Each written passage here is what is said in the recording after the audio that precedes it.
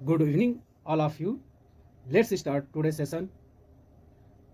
फूलों से जान पहचान आज की टॉपिक है और वीडियो को अंत तक देखें। यदि वीडियो पसंद आए तो उसे लाइक सब्सक्राइब कर और शेयर जरूर करें। कमेंट्स बॉक्स में अपनी प्रतिक्रिया जाहिर जरूर करें। देखिए आज फूलों से जान पहचान यानी फूलों के बारे में पढ़ेंगे। फूलों के सब्जेक्ट टॉपिक बहुत ही ज़बरदस्त हर एग्जाम में व्यू से सही है। देखिए कि ज़्यादा उपयोगी होने वाली है। देखिए फूल के मुख्य 4 भाग होते हैं। बहुत अच्छे फिगर के साथ देखेंगे हम लोग। देखिए फूल के 4 भाग होते हैं। फूल के मुख्य 4 भाग होते हैं। कौन कौन? पहला है अंकुड़ी या बाह्य दल, जिसे अंकुड़ी या बाह्य दल कहते हैं। पंखुड़ी, दूसरा को पंखुड़ी दल कहते हैं। तीसरा पुंकेसर, फूल का नर भाग होता है और स्त्री केसर फूल का मादा भाग होता है।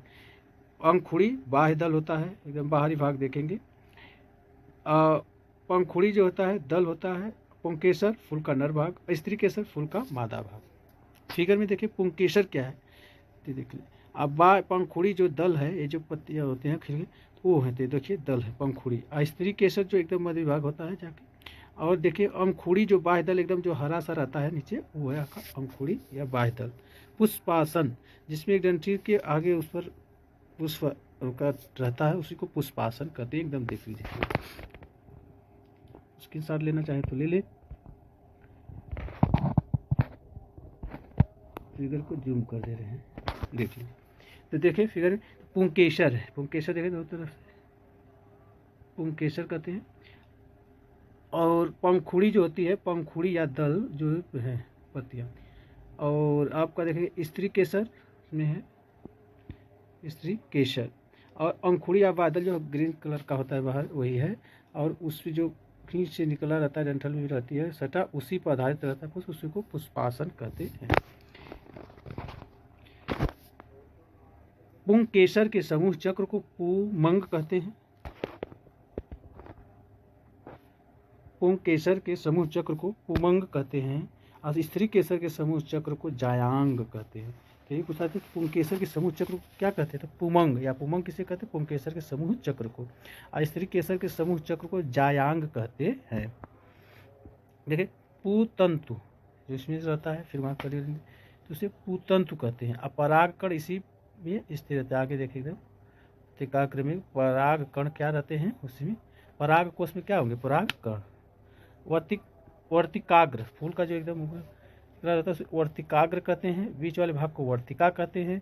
और नीचे जो होता है भाग उभरा हुआ उसे अंडाशय, और जिस पर स्थिर रहता है फर्स्ट उसको पुष्पासन कहते हैं। पुष्पासन इस तरीके से। तो ये पुष्पासन, अंडाशय, वर्तिका, वर्तिकाग्र एकदम आगे से भाग को, अग्र भाग को फूल के एकदम पूरी बीच वाला रहता है उसे वर्तिकाग्र कहते हैं। इसमें रहता है वर्तिका, अंडाशय और पुष्पासन। तो पुंकेसर के समूह को चक्र को पुमंग कहते हैं और स्त्री केसर के समूह चक्र को जायांग कहते हैं।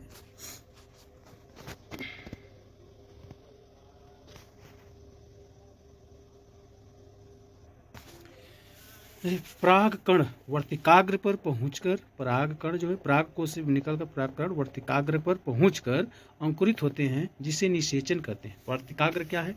जो अंडाशय या पुष्पासन या स्त्री केसर के भाग है, वर्तिकाग्र वर्तिका द्वारा। तो वर्तिकाग्र पर पहुंचकर अंकुरित होते हैं, जिसे निषेचन कहते हैं। इस दौरान परागकण वर्तिका होते हुए, अब वर्तिकाग्र से फिर नीचे देखो स्थित था कि वर्तिका में होते हुए अंडाशय में पहुंचते हैं, जहां बीजांड में घुसकर अपना अंश उसमें छोड़ देती है। जहाँ बीजांड में घुसकर अपना अंश उसमें छोड़ देती है। परागकण क्या होते हैं? वर्तिकाग्र पहुंचते हैं, परागकोश से निकलकर परागकण वर्तिकाग्र पर पहुंचकर अंकुरित होते हैं, जिसे निषेचन कहते हैं। इस दौरान परागकण वर्तिका होते हुए अंडाशय पहुंचती है, जहाँ बीजांड में घुसकर अपना अंश उसमें छोड़ देती है।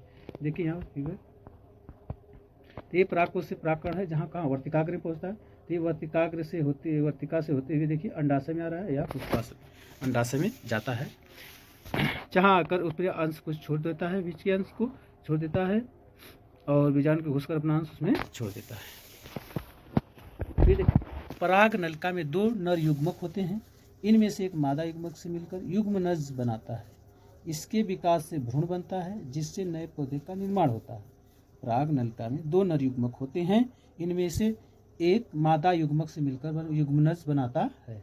पराग नलिका में 2 नर युग्मक होते हैं, उनमें से एक मादा युग्मक से मिलकर युग्मनज बनाता है। इसके विकास से भ्रूण बनता है, जिससे नए पौधे का निर्माण होता है। ये पराग मिलता है ना। उसी के बाद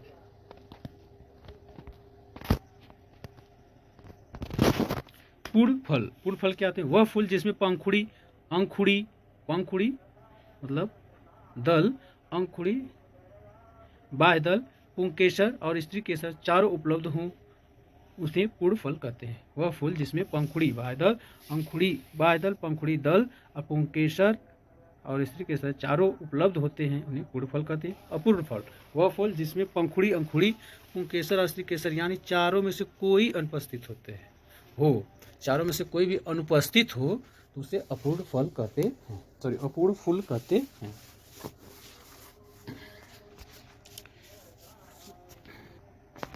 देखिए एक लिंगी फूल। एक लिंगी फूल क्या होते हैं? ऐसा अपूर्ण फूल जिसमें पुंकेसर या स्त्री केसर में से केवल एक ही अंग उपस्थित। ऐसा अपूर्ण फूल जिसमें पुंकेसर, ऐसा अपूर्ण फूल जिसमें पुंकेसर या स्त्री केसर में से केवल एक ही अंग उपस्थित हो, उन्हें एक लिंगी फूल कहते हैं। नर फूल। नर फूल वैसा फूल जिसमें केवल पुंकेसर हो, स्त्री केसर नहीं हो। नर फूल वैसा फूल हो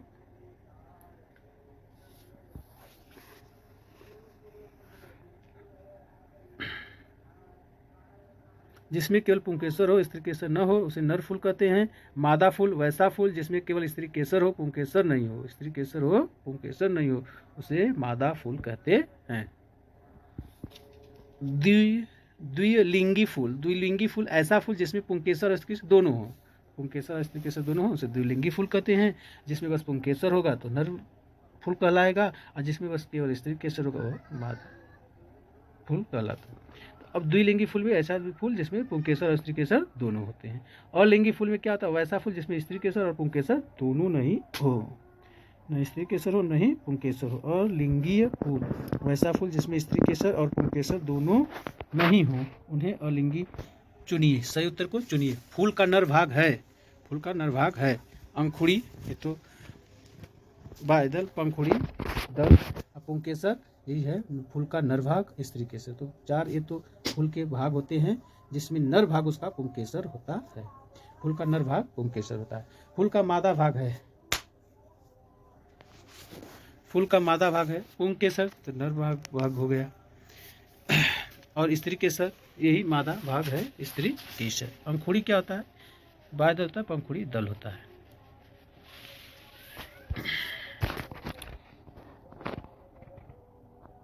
ऐसा फूल जिसमें केवल पुंकेसर होते हैं, स्त्री केसर नहीं होते, कहलाते। ऐसा फूल जिसमें केवल पुंकेसर होते हैं, स्त्री केसर नहीं होते हैं, कहलाते हैं नर फूल। तो क्या कहलाते हैं वे? नर फूल।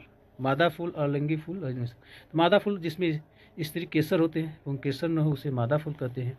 अलिंगी फूल जिसमें न पुंकेसर हो न स्त्री केसर, उसे अलिंगी फूल कहते हैं। या इनमें से कोई नहीं, तो लिंगी फूल जारी गए इनमें से।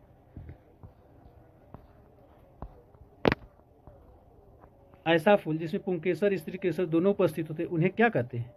जिसमें पुंकेसर और स्त्री केसर दोनों उपस्थित होते हैं, उन्हें द्विलिंगी फूल कहते हैं। उन्हें द्विलिंगी फूल कहते हैं। एक लिंगी फूल जिसमें एक ही लिंग उपस्थित हो। अलिंगी फूल जिनमें दोनों न उपस्थित हो, पुंकेसर और स्त्री केसर। पूर्ण फूल के कितने भाग होते हैं? पूर्ण फूल के कितने भाग होते हैं? तो 4 भाग। पूर्ण फूल के कितने भाग? 4 भाग। ये देखिए, निम्न कथनों पर सही या गलत का निशान लगाइए। सही या गलत का। सभी द्विलिंगी फूल पूर्ण फूल होते हैं। सभी द्विलिंगी फूल पूर्ण फूल होते हैं? नहीं, किसी किस्म नहीं। सभी पूर्ण फूल द्विलिंगी होते हैं। सभी पूर्ण फूल द्विलिंगी होते हैं, बात सही है। फूलों की अंकुड़ियां आपस में जुड़ी हो,